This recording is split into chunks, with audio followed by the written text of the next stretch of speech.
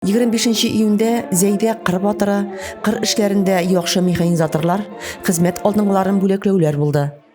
Котлау тантаналары югары шепкә, Сорсаз Баграш, Чыбыклы, Түбәнбиш мәдәният йортларында узды.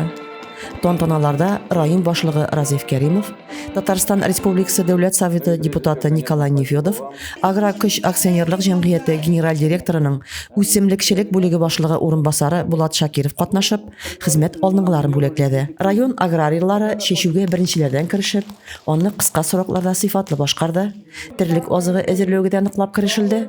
Чәчүлекләрне чүп үләннәренә корткычларга каршы эшкәртү дәвам итә. Терлекчелек тармагы буенча уңышлар кулландыра. Бүгенге көндә тәүлегенә бер сыердан 17,1 килограмм сөт савыла. Biz indi sizin bilen soңгы yıllarda Sabantuylarda 250-270 авыл хуҗалык хезмәткәрләрен чакырып, Sabantuylarda зорларга өйрәнгән идек. Быел инде менә үзебез шушы пандемия чорында үзебезнең эшләргә коррективлар керттек. Шуңа да карамастан Sabantuylarның 15-ндә булыр мәллә дип, июнь азакларында булмасмы дип көткән идек. Яңадан инде менә 4 июль дигән датада билгеләнгән иде. Шуңа да карамастан без үзебезнең иптәшләребез белән уйлашып инде Сабантуйны үткәрмәскә уйладык. Быел инде халкыбызның сәламәтлеге белән уйнамаска уйладык. Шуңа күрә быел менә шушындый форматта районның 4 почмагында механизаторларны җыеп, буквально 1 сәгать эчендә аларга тиешле булган премияләрне биреп, яхшы сүзләр әйттек. Бу инде киләчәктә эшләргә, бергә мотор итүчеләргә бер чыганак булып торды дип әйтәм. Тантанада Зәй агрофирмасы тракторчы машинисты Рамил Сибгатуллин Татарстан Республикасы дәүләт бүләге фидакарь хезмәте өчен медале белән бүләкләнде. Зәй шикәре агрофирмасы тракторчы машинисты Сабирҗан Рәхимовка Татарстан Республикасы министрлар кабинеты рәхмәте белдерелде.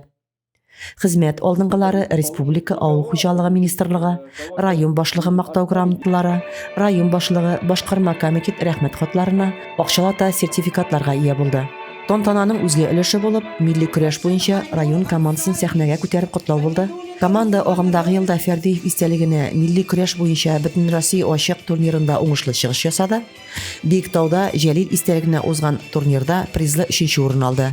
Ныклы көрәш командасының туплануында район җитәкчелегенең дә роле зур. За последние 5 лет Соңгы 5 елда команда Җәлил истәлегенә узган дәрәҗәле турнирда 3 мәртәбә җиңүче булды. 1 мәртәбә 3нче, 1 мәртәбә 5нче урын алды ди Разиф Кәримов. Зәй агрофирмасының кадер җитештерү комплексыннан Иршат Мәүләветдиновның Кыр батыры 2020 буларак Лада Гранта машинасы белән бүләкләнүе тантананың йөзе кашы булды. Ул МТЗ 1221 тракторында 670 гектар мәйданда бөртеклеләр чәчеп, 79 гектарда пар җирен тырмалап, 1224 гектар мәйданда көзге бодай һәм купилыклар тукландырды. Машина ачкычын алу мизгелендә аның шатлыгы йөзенә үк чыккан иде. Не любил бы 30 лет, не работал. Җир эшен яратам, 37 ел механизатор булып эшлим. Быел бөртеклеләр чәчеп, пар җирен тырмалап, көзге бодай һәм купилыклар тукландырдым ди Иршат Мәүләветдинов. Бер нәрсә дә буш урында тумый. Уңышлар артында зур тырышлыклар ята. Зәйлеләр, тәҗрибәле игенчеләр, механизаторлар, авыл хуҗалыгы хезмәтчәннәре белән лаеклы горурлана ала. Резина Кашапова, Юлия Казамарова, Татарстан хәбәрләре.